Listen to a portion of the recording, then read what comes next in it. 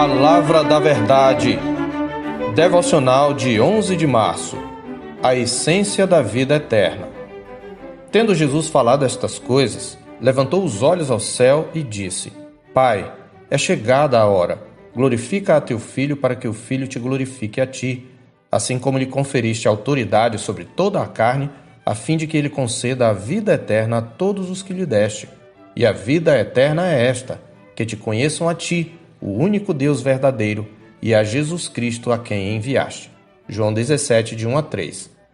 Entre as preciosas verdades que encontramos na oração sacerdotal de Nosso Senhor, está a de que conhecer a Deus por meio dele é a essência da vida eterna. E a vida eterna é esta, que te conheçam a ti, o único Deus verdadeiro, e a Jesus Cristo a quem enviaste. Diz ele no verso 3. Veja bem, não é simplesmente que conhecer a Deus nos conduz à vida eterna. O próprio conhecimento de Deus se constitui por si mesmo a vida eterna. Antes de tudo, fica-nos claro aqui que vida eterna é um conceito qualitativo e não apenas quantitativo. Ainda que possamos afirmar biblicamente que todos os homens terão existência eterna, não podemos igualmente afirmar que terão vida eterna. O próprio Senhor declarou: Não vos maravilheis disto, porque vem a hora em que todos os que se acham nos túmulos ouvirão a sua voz e sairão, os que tiverem feito o bem para a ressurreição da vida, e os que tiverem praticado o mal para a ressurreição do juízo. João 5, 28 e 29. As palavras de Cristo ecoam aquilo que o seu Espírito já havia falado por boca de Daniel. Muitos dos que dormem no pó da terra ressuscitarão, uns para a vida eterna e outros para a vergonha e horror eterno. Daniel 12, 2. Assim, a vida eterna só pode ser desfrutada em comunhão com Deus por meio de Cristo. E ela não começa quando o cristão morre, nem mesmo na ressurreição.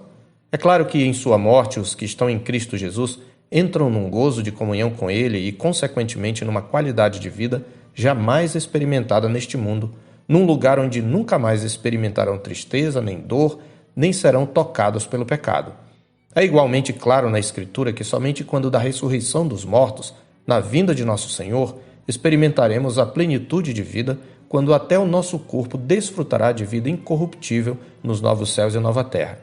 Mas essa vida eterna começa no instante em que o coração do pecador morto é regenerado, levando-o à conversão.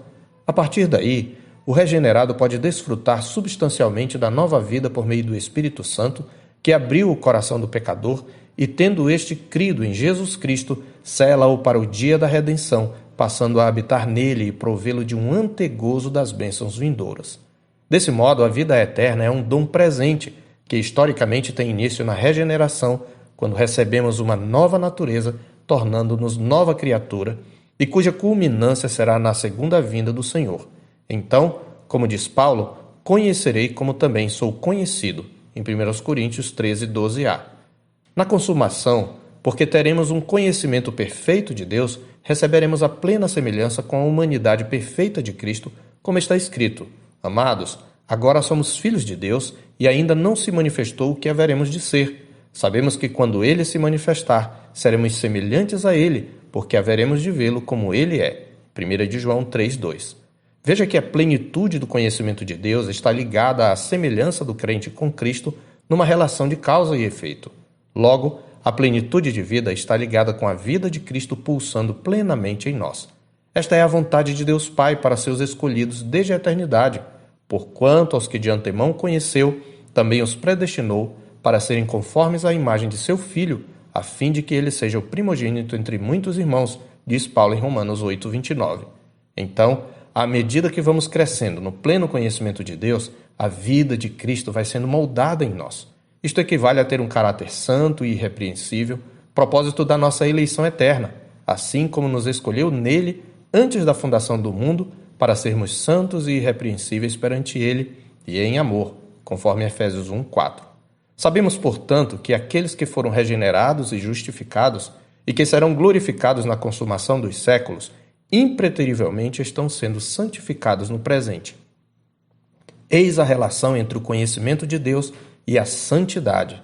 E se por um lado este processo é uma obra soberana e graciosa de Deus, por outro lado ele envolve nossa vontade consciente, pois o Deus que predestinou o fim, tornar-nos semelhantes a Jesus, também estabeleceu os meios, a santificação pela mortificação do pecado e pelo crescimento na graça e no conhecimento de nosso Senhor e Salvador Jesus Cristo, como nos diz Pedro em 2 de Pedro 3,18. Aqui temos o que podemos chamar de círculo virtuoso do conhecimento de Deus. Quanto mais conhecemos a Deus, mais nos vamos tornando semelhantes a Cristo, pois somos transformados à semelhança daquilo que contemplamos em adoração. Como está escrito, e todos nós, com o rosto desvendado, contemplando como por espelho a glória do Senhor, somos transformados de glória em glória na sua própria imagem, como pelo Senhor, o Espírito. 2 Coríntios 3,18. Esse processo de santificação é mediado pela palavra de Deus. Por isso, nosso Senhor orou ao Pai: santifica-os na verdade, a tua palavra é a verdade. Verso 17 de João 17. Se desejamos de fato a sua vinda, não teremos anseio mais profundo, intenso, constante e crescente do que conhecer o Senhor e viver em santidade crescente. Faça do conhecimento de Deus seu maior anseio.